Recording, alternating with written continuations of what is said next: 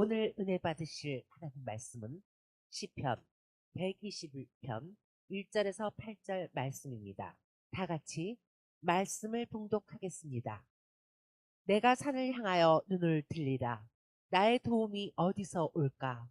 나의 도움은 천지를 지으신 여호와에게서로다. 여호와께서 너를 실족하지 아니하게 하시며 너를 지키시는 이가 졸지 아니하시리로다.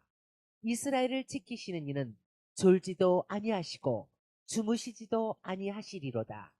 여호와는 너를 지키시는 이시라. 여호와께서 내 오른쪽에서 내 그늘이 되시나니 낮의 해가 너를 상하게 하지 아니하며 밤의 달도 너를 해치지 아니하리로다. 여호와께서 너를 지켜 모든 환난을 면하게 하시며 또 내 영혼을 지키시리로다. 여호와께서 너의 출입을 지금부터 영원까지 지키시리로다. 아멘. 저는 오늘 여러분과 함께 시편 121편 1절에서 8절 말씀을 가지고 하나님은 너를 지키시는 자라는 제목의 말씀으로 은혜 나누고자 합니다. 본문의 말씀은 우리에게 준 것처럼 하나님이 우리의 보호자가 되신다. 지금까지 누가 우리를 지키셨느냐, 누가 우리를 보호하셨느냐, 누가 우리를 붙잡아 주느냐를 묻는다면 하나님께서 지금까지 우리를 붙잡아 주고 인도하시고 주님의 은혜로 살았다는 것을 우리는 부인할 수 없을 것입니다. 마찬가지로 시편 121편 이것은 다른 것이 아닙니다. 하나님에 대한 절대적인 믿음, 하나님이 지키시고 보호하실 뿐만 아니라 우리를 책임지는 그 믿음 안에서 쓰여진 지가 바로 시편 121편입니다. 그러다 보니 121편은 성전에 올라가는 노래요, 예배자가 하나님께 찬양하는 노래로서 특징을 갖고 있습니다. 첫 번째 특징이 되는 것은 성경을 보면 알 수 있는 것처럼 1절에서 2절은 1인칭 단수로, 그리고 3절에서 8절까지는 2인칭 단수로 쓰여졌다고 말하는데 1인칭 단수와 2인칭 단수가 뭐냐면 이겁니다. 1절에서 2절은 나라는 말이 나옵니다. 내가 산을 향하여 눈을 들리라. 나의 도움이 어디서 올까? 나의 도움을 할 때 나라는 말, 그건 1인칭 단수입니다. 그런데 이제 3절부터는 하나님께서 나에게 하신 말씀입니다. 그래서 2인칭 단수로 해가지고 우리에게 너라는 말을 씁니다.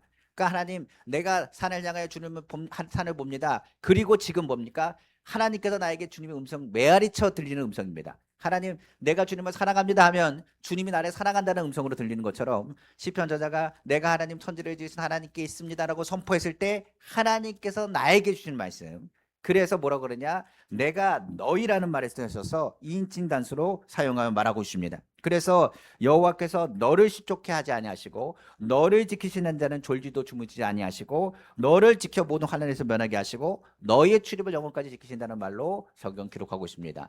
그래서 특징적인 부분이 이거예요. 하나님을 찬양하고 하나님을 믿고 신뢰하는 마음으로 선포하면 하나님께서 나에게 주는 말씀, 내가 너를 지키고 너를 보호하고 너를 책임지고 나는 너를 통하여 영원까지 영원히 내가 너를 출입을 지킨다는 약속의 음성으로 듣게 되는 것입니다. 그래서 이 말씀을 통해서 우리에게 또 주시는 메시지가 있는데, 두 번째 특징이 되는 것, 계속적으로 하나님께서 메아리쳐 하시는 말씀은 뭘 얘기하느냐, 여호와께서 지키시다는 말을 몇 번을 반복하느냐, 6번을 반복합니다. 6번씩이나 반복하면서 사람을 향하여, 하나님을 의지하고 하나님 바라보는 사람을 향하여 절대적인 믿음을 가져라. 내가 너를 떠나지 않고 내가 너를 버리지 않고 내가 너를 지킬 때 언제까지 지키느냐, 나의 영혼을 지킬 뿐만 아니라 영원히 지키신다는 것을 약속하시는 메아리의 음성이 바로 시편 121편이라고 볼 수가 있는 것입니다. 그래서 121편은 나의 믿음의 고백과 함께 주님이 나에게 주신 확신의 음성을 듣는 것이요, 그리고 이것을 통해서 누굴 바라보는 것, 내가 전적으로 주님만을 의지하겠다는 고백과 함께 하나님이 주시는 그 은혜를 기대하는 시라고도 이야기하실 것입니다. 그러다 보니 2025년도 하나님이 우리 지켜주셨습니다. 그래서 오늘 이 자리에 와서 예배할 수 있는 거예요. 하나님이 지켜주지 않았다면 이 자리에 어떻게 와서 예배할 수 있겠습니까? 하나님이 보살펴주시고 우리의 영혼을 지키셔서 오늘 하나님께 예배하고 하나님께 영광 돌리는 이 자리 하나님께 나아가게 된 줄로 믿습니다. 마찬가지로 2025년도 오늘 은혜로서 감사하고 우리가 오늘 결단하고 믿음으로 나아갔을 때 어떻게 됐을까요? 2026년도 또한 하나님이 보호하시고 지키심을 믿으시기를 주님의 이름으로 축원합니다.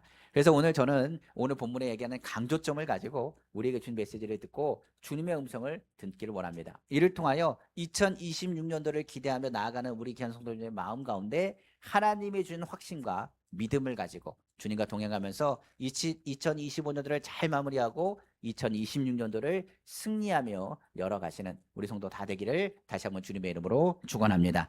자, 첫 번째입니다. 본문에서 강조하는 건 무엇을 강조할까요? 너는 오직 하나님 말을 전적으로 뭐하라고요? 의지하라고 성경 기록하고 있습니다. 하나님만이 너를 지켰다. 하나님만이 너를 도왔다. 그러므로 너희가 세상에 따른 것을 바라보지 말고 전적으로 하나님 말을 의지하라. 이것을 우리는 뭐라 그러냐? 믿음이라고 고백을 합니다. 하나님은 우리에게 말합니다. 너희가 세상에 보이는 그것을 바라보고 너희를 도울 수 있고 너희를 붙잡아내는 그들을 바라보지 말고 너는 하나님을 바라보라고 이야기하는 것입니다. 그러다 보니 잘못된 것을 의지하지 말고 오직 하나님만을 의지하는 시편의 외침 첫 번째 말이 그겁니다. 내가 산을 향하여 눈을 들리라는 말로 성경은 기록하고 있는 대목이에요. 여기서 산을 향하여라는 말은 단수형 표현이라 합니다. 원래 원어에는 산들이라고 표현되어 있습니다. 그러니까 산을 향하여가 아니라 엄밀히 따지면 정확한 해석은 내가 산들을 향하여 눈을 들리라. 나의 도움이 어디서 올까라는 말로 이제 시작이 되는 겁니다. 성경에 보면 이 산은 단순히 산이 아닙니다. 예루살렘을 지키는 방파제 역할이요, 요새를 만드는 요소가 바로 산이었다라고 이야기하고 있습니다. 이스라엘 점령하기 전, 이스라엘이 이 예루살렘이라는 이 성을 점령하기 전, 시온산 다윗의 성이란 부르는 이 성을 점령하기 전 그 성은 점령할 수 없는 천연 요새였습니다. 그 예루살렘이 있었던 위치는 우리가 아는 것처럼 고지가 800m가 넘는 높은 고지에 있었고, 그리고 동서남북이 산으로 둘러싸일 뿐만 아니라 그곳 곳곳마다 뭐가 있느냐, 우리가 아는 것처럼 개울이 있고 골짜기가 있습니다.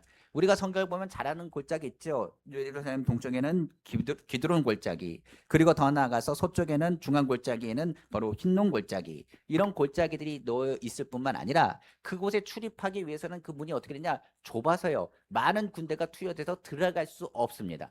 그러다 보니 여부수 사람들이 그 성을 점령했고, 성경에 보면 가나안 족속을 내어 쫓으라는 그 말씀처럼 여호수아가 그 성을 함락하려고 몇 번이나 시도했지만 그 모든 시도가 실패했습니다. 여호수아 입장에서 봤을 때는 예루살렘 왕은 격파했습니다. 그런데 예루살렘 있는 이 도시는 점령하지 못했다라고 성경은 기록하고 있어요. 그것이 어디까지 갔느냐? 4사기까지 갑니다. 4사기에서도 유다에 의해서 이 여부수 족속을 내어 쫓으려고 했는데 결국은 못했느냐? 점령하지 못하고 확실하게 그들을 내어 쫓지 못했다라고 기억합니다. 그런데 언제 이 여부수성을 점령했느냐? 다윗의 시대 때 이 여부수성을 점령합니다. 성경에 보니까 그들이 그것을 점령하지 못하리라 얘기했고, 여부수 사람들은 이 다윗뿐만 아니라 많은 이들에게 이렇게 얘기했다고 말합니다. 너희가 아무리 강한다 할지라도 여기 못 들어온다. 여기에 있는 그 맹인, 우리가 갖고 있는 다리 저는 자, 장애인들이라도 이 성을 지킬 수 있다.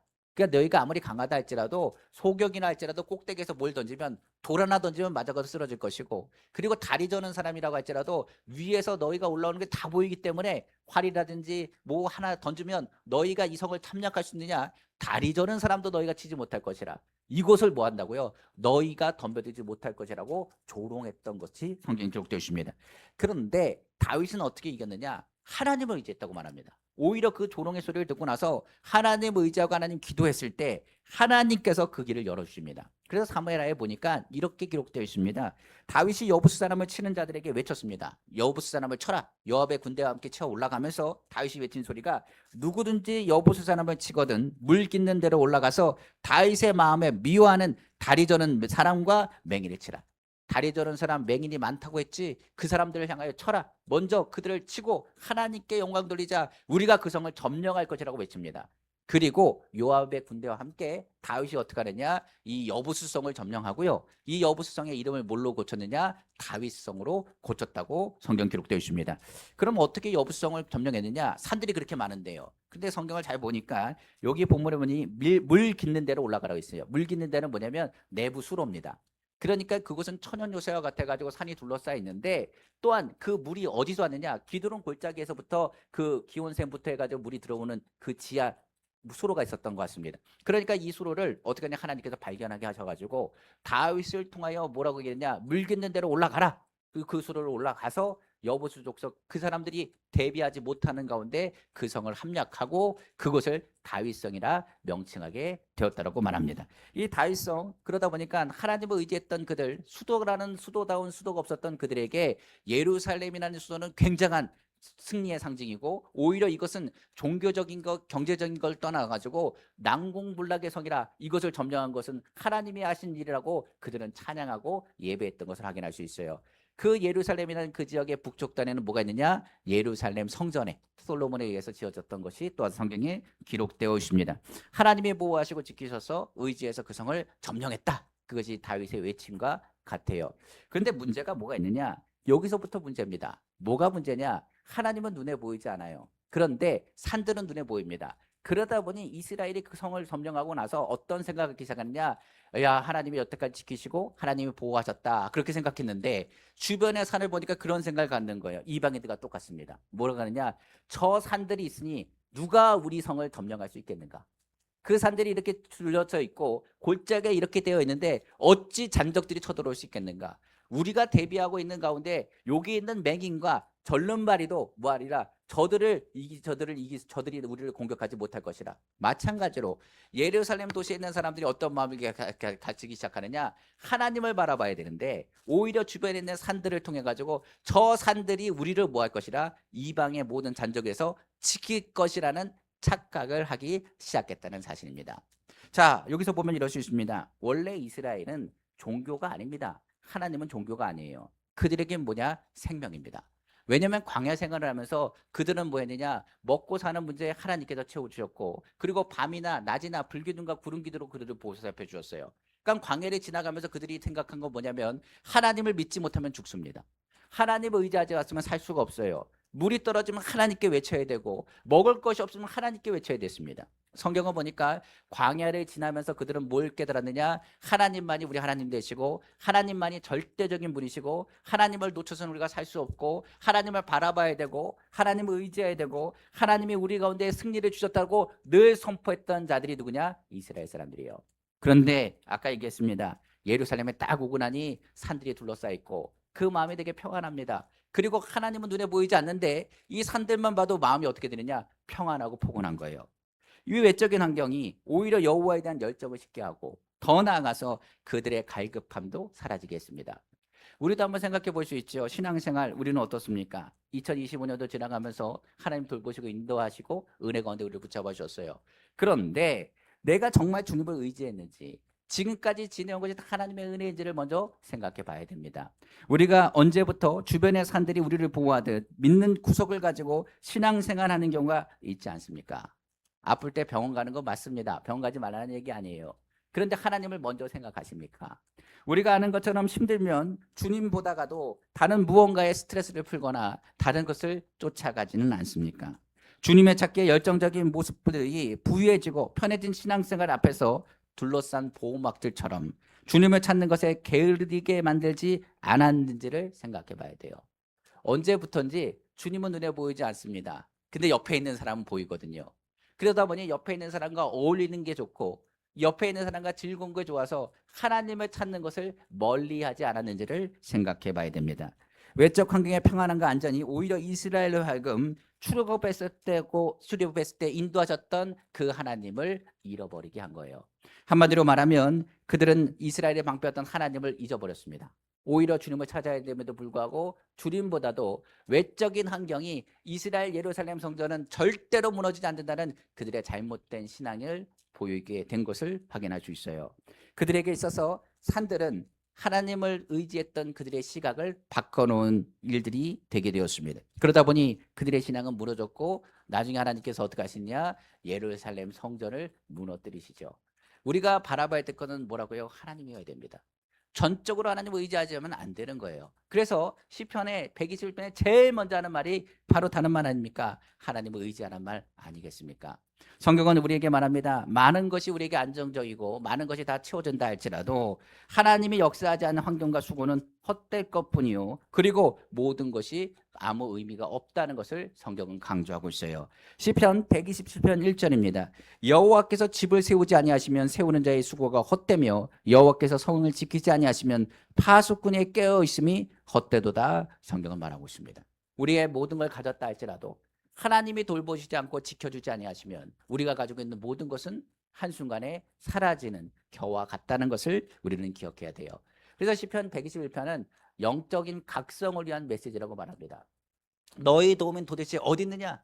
나의 도움은 도대체 어디 있느냐? 우리의 마음 가운데 울려 퍼지는 그 음성, 나의 도움은 누구에게 있습니까? 하나님께 있습니다. 한번 본문 다시 볼까요? 시편 121편 1절에서 2절입니다. 내가 산을 향하여 눈을 들리라. 나의 도움이 어디서 올까? 나의 도움은 천지를 지으신 여호와에게로다. 산들을 바라보면서 얘기합니다. 저들이 우리를 돕는 게 아니고 저들이 우리를 지키는 게 아니다. 그러면서 외치는 겁니다. 저 산들조차도 누가 만드셨다고요? 하나님이 만드셨습니다. 그러니까 창조주 하나님, 천지를 지으신 하나님, 산들조차도 하나님이 만드셨습니다.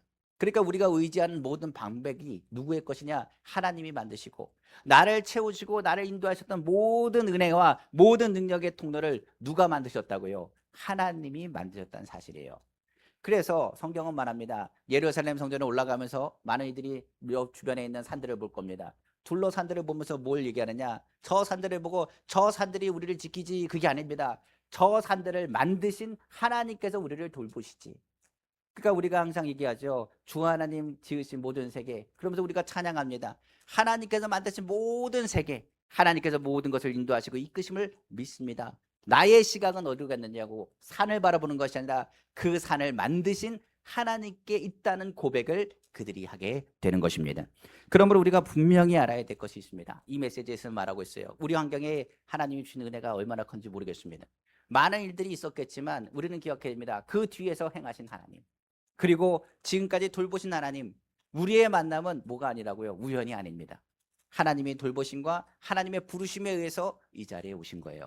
나는 그냥 왔습니다. 아니요. 누군가를 통하여 하나님이 부르셨고 하나님이 인도하셨고 하나님이 이끄셨습니다. 그러므로 우리는 늘 고백합니다. 천지를 지으신 하나님, 나를 창조하신 하나님, 우리를 인도하신 주 하나님, 주님께서 우리를 돌보시고 인도하실 걸 믿습니다.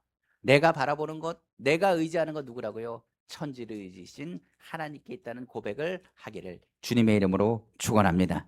자, 그렇게 했더니 하나님께서 어떻게 하셨다고요? 두 번째 메시지를 우리에게 주십니다. 우리가 아는 것처럼 내가 깨달았습니다. 모든 건 하나님께 있습니다. 하나님의 주권을 인정하고 주의 음성을 듣는데 주님은 우리에게 말씀하십니다. 너가 전적으로 나를 의지한다면 너는 무엇을 기억하라? 내가 너희 가운데 행하셨던 모든 일들을 기억하라고 성경은 말씀하고 있습니다. 우리가 기억하는 것은 그렇습니다. 은혜는 기억해야 됩니다. 우리가 성경에 보면 옛적 길을 기억하지 말고 새 일을 내가 행하리라 말했다 보니 많은 사람이 착각하는 게 옛날 일들 잊어버리라는 얘기는 아닙니다. 우리의 죄악에 대한 것, 죄에 대한 것은 잊어야 됩니다. 그러나 죄악을 용서하는 주님의 은혜에 대한 것은 잊어서는 안 됩니다. 지금까지 지내온 모든 은혜를 잊어버리면, 그 은혜의 감사를 잊어버리면 하나님의 구원을 이룰 수가 없습니다. 우리의 신앙은 과거에서부터 나온 지금의 모습까지 하나님의 말씀과 은혜 속에서 이끌어진 하나님의 사랑 가운데 세워진 것이 우리의 믿음이기 때문에 그렇습니다. 그러니까 주님의 은혜 없이는 믿음을 표현할 수 없어요. 지금까지 지내온 것 주님의 크신 은혜입니다. 물 붓듯이 부으시는 그 은혜로 우리가 오늘도 살아가고 주님을 찬양하고 예배하게 되는 거죠. 그래서 이스라엘 향해서 주님의 음성 지르는 그 음성이 뭐라고 하느냐? 너를 지키는 자, 내가 너를 실족하게 한 적이 있느냐? 나는 너를 지켰다. 너를 졸지도 않고 그리고 잠들지도 않았다. 낮이나 밤이나 너를 지켰으며 너를 실족하게 아니하였으며 그늘이 되어 주었으며 낮의 해가 너를 상하지 않게 했으며 밤의 달도 너를 해치지 못하게 하였다라고 주님은 말씀하세요.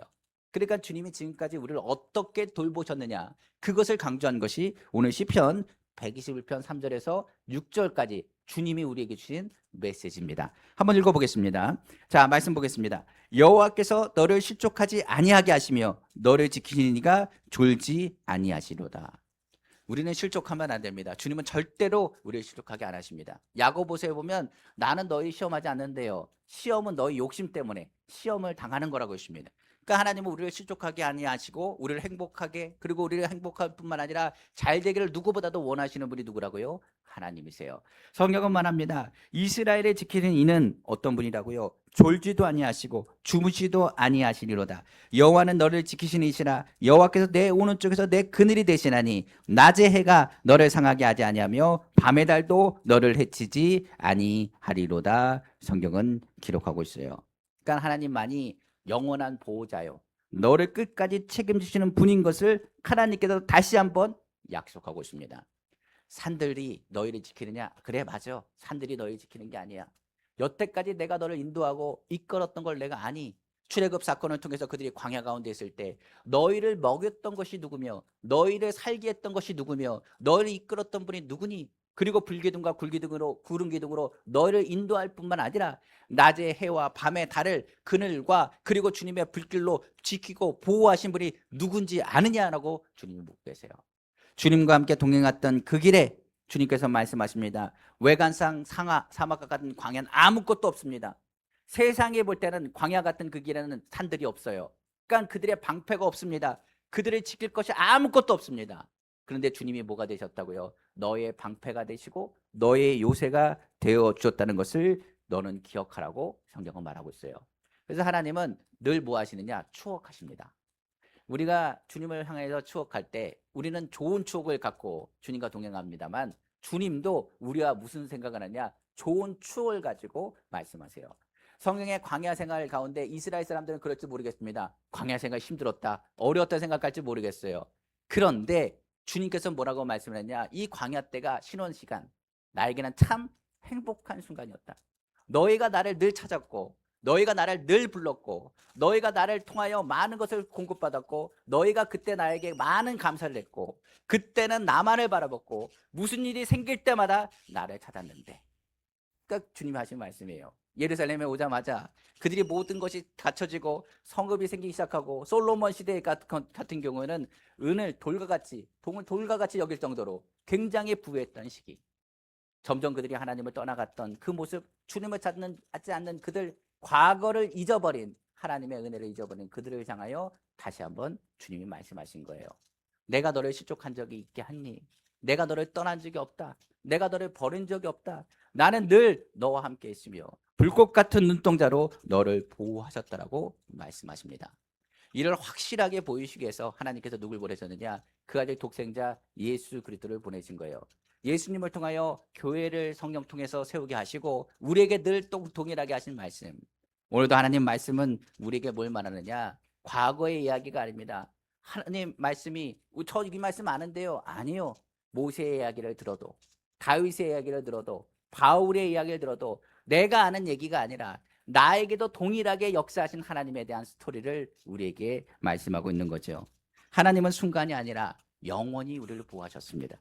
진짜 아버지는 바로 하나님 아버지라는 사실을 우리로 하여금 깨닫게 되는 거죠. 성경에 보면 이 예루살렘 등지에 보면 산들이 있는데 그 중에 한 산이 있는데 그곳에 예루살렘 성전이 세워집니다. 그 산의 위치가 어디냐? 바로 모리아 산이죠.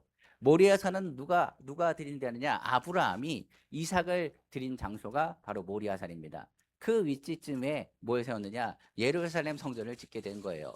그리고 이 약속된 땅이라고 말하는 것을 성경은 기록하고 있어요.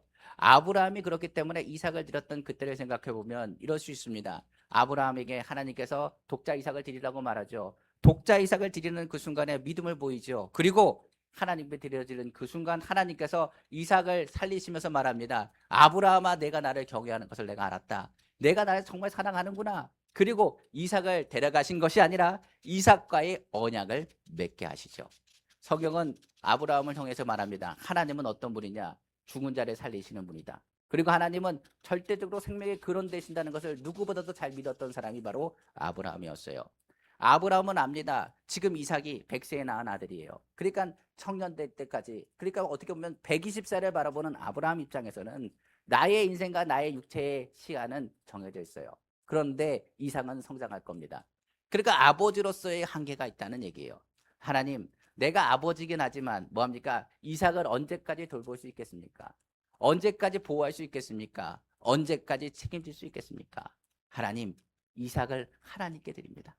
하나님 받으세요. 하나님 받으시고 하나님 이삭을 지켜주십시오. 이삭을 보호해 주십시오. 만약 이삭이 이 자리에 죽는다 할지라도 하나님은 이삭을 다시 살릴 줄로 저는 믿습니다. 아브라함의 입장에서 이삭을 드리는 날은 이삭을 죽이는 날이 아니라 하나님께 이삭을 맡기는 날입니다. 어떻게 보면 진짜 보호자는 누구라고요? 우리의 인생에서는 부모님은 언젠가는 떠나거든요. 그러나 하나님 아버지는 언제까지? 영원까지 지키시는 분인 것을 우리로 하여금 말씀하고 있어요. 그러다 보니 아브라함 입장에서 이삭을 향한 하나님의 말씀과 하나님의 계획, 그리고 성경을 보니까 하나님은 이삭을 축복하셔서 이삭이 가는 것보다 하나님 복을 주셨고, 그가 땅을 파면 우물이 터지게 하셨고 샘물이 솟게 하셨고, 그가 무슨 곡식을 심으면 성경에 보니까 100배의 결실을 얻게 하셨다고 성경은 기록하고 있습니다. 성경은 그가 하는 일마다 형통하게 하셨으며 하나님께서 그를 보호하셨고 그를 지키셨을 뿐만 아니라 아브라함의 복을 누구에게요? 이삭에 부으신 것처럼 오늘 예수 그리스도를 통하여서 하나님을 섬기고 하나님을 믿는 자를 향하여 우리에게 뭐 하느냐? 아빠 아버지가 되게 하시고 아브라함의 복을 동일하게 우리에게 흘러가도록 약속하셨어요. 그러니까 하나님의 말씀은 과거형이 아닙니다. 하나님 말씀은 현재형이고 그리고 하나님의 말씀은 언제까지요? 하늘나라 가는 그 순간같이 오늘날에도 동일하게 이루어지는 사건인 것을 성경은 말하고 있어요. 그러니까 메아리는 넣습니다. 천지를 지신 하나님께 있습니다 라고 고백했더니 하나님께 말합니다. 그래 내가 맞다. 천지를 하나님께서 너를 지키고 너를 보호하고 내가 너를 떠나지 않을 거야. 밤에 달도 낮에 해도 너를 해치지 못할 거야. 내가 더울 때 내가 너의 그늘이 되어줄 거고 내가 힘들 때 너의 힘이 되어줄 거며 너의 도움이 될 거야. 나는 잠도 안 자. 내가 밤낮 너를 지킬 거야. 너를 보호할 거야. 내가 너를 사랑하고 내가 너를 떠나지 않을 거라는 메시지를 하나님께서 하시는 거예요. 오늘 그래서 우리는 고백해야 돼요. 하나님, 모든 건 하나님께 있습니다. 모든 영광 하나님께 돌립니다. 천지를 지은 하나님이십니다. 나의 생명과 나의 모든 것은 주님의 것입니다. 주 하나님 나를 책임지시고 보하여 주옵소서. 자, 마지막으로 그럼 오늘 본문에서 가장 강력한 메시지는 뭘까요? 그러므로 하나님께서 너를 지키시고 보호하실 뿐만 아니라 그는 너를 책임지시는 분이다. 그러므로 그분께 너는 뭐하라고요? 더욱 사랑하고 그분을 더욱 의지할 것을 강조하고 있습니다. 우리가 섬기는 하나님, 세상의 모든 것은 변해도 하나님 말씀은 변하지 않죠. 그 말씀이 누구의 말씀이 되길 원하느냐? 다윗의 말이 되길 원하는 게 아니라 다윗의 말이 오늘 나에게 주는 음성 되길 원하고 바울에게 했던 음성이 나에게 들리는 음성 되길 원해서 오늘 주님의 지키심과 보호하심이 누구를 향한 계획이 되길 원하냐? 오늘 본문으로 말합니다. 주께서 하신 말씀처럼 너를 향한 주님의 특별한 계획이 되기를 원하신다는 사실이에요. 성경은 이렇게 얘기하죠. 이 시는 여호와께서 너를 지키신다. 내 오른편에 그리 되신다. 낮에 해도 너를 상하지 않게 하실 것이고 밤에다도 너를 해치지 않게 하실 것이라. 그 이름은 바로 여호와라. 너를 지켜 모든 환난을 면하게 하실 것이고 다른 이게 아닌 여호와 하나님께서 너희 출입을 지금부터 영원까지 지킬 것이라는 메시지를 담고 있습니다. 그럼 한번 본문 보겠습니다. 시편 오늘 121편 우리 7절에서 8절이죠. 여호와께서 너를 지켜 모든 환난을 면하게 하시며 또 내 영혼을 지키시리로다. 여호와께서 너희 출입을 지금부터 영원까지 지키시리로다. 성경 기록하고 있습니다. 지키신다는 것을 계속 반복하면서 언제까지 지키느냐 물어봤더니 지금부터 언제까지요? 영원까지. 근데 성경에 보니까 8절에 너의 뭐라고요? 출입이라고 했습니다. 출입은 이렇게 얘기하십니다. 인생의 시작과 끝입니다. 내 인생이 시작하는 그 시점부터 언제까지요? 하나님 나라가 들어가는 그 순간까지. 하나님께서 모든 걸 지킨다고요. 나의 모든 삶 가운데 여호와는 나의 목자시니 부족함이 없으리로다. 저가 나는 푸른 풀밭에 누이시고 쉴만한 물가로 인도하시는 것처럼 주님께서 자기의 이름을 위해 의의 길로 인도하시고 나를 옳은 길로 인도하시사 사막의 음침한 골짜기를 달릴지라도 우리가 해를 두려워하지 않을 것 주께서 우리와 함께 하심을 믿고 주의 지팡이와 막대기가 우리의 안위하심을 선포하도록.